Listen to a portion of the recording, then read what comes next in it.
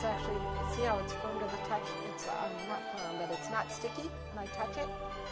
So it is gelled. This is still liquidy, so I can just re-dip it again. And see, you can use the clothespin to dip it too. You just end up with gelatin all over it. But they're plastic, so it won't stick. So it's important to use plastic clothespins, or whatever you use to hold on to it.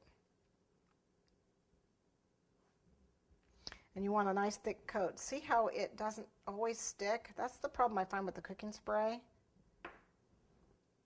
I have to coat it a couple times to make sure I get coverage,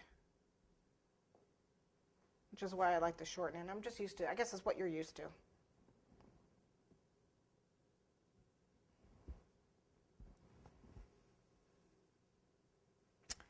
Okay, that looks like that's pretty much, whoops, done dripping. Okay. This guy feels pretty good, so we'll just dip him again. It's a nice chocolate bulb, isn't it? And yes, you can use chocolate. You could actually dip this in chocolate. Same with the balloon. You just dip the balloon, you know, in melted chocolate, and it will make a chocolate bulb, and you can paint it with the luster dusts, just so you know.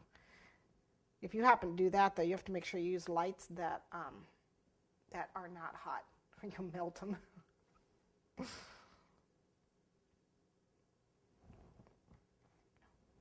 Okay, still it's thickening up. I can see it's getting thicker, but it's still liquidy enough that I can dip that again. This is, again, not sticky to the touch.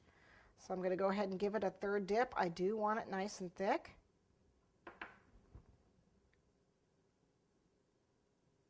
And that's probably going to be it for this guy.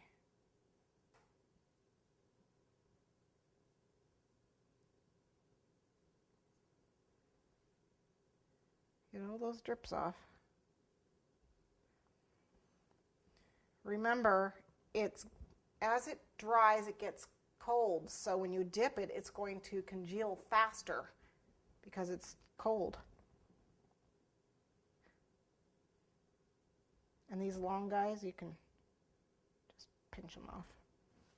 Like I said, the drip doesn't bother me because it's actually part of the light bulb. A lot of light bulbs have that little extra glass piece at the bottom.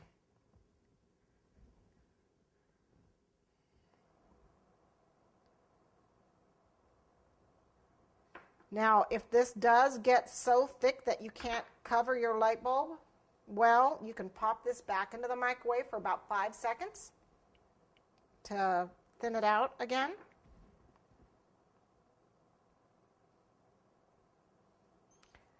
Nothing is going to hurt these once they're dry except actually getting them wet with water.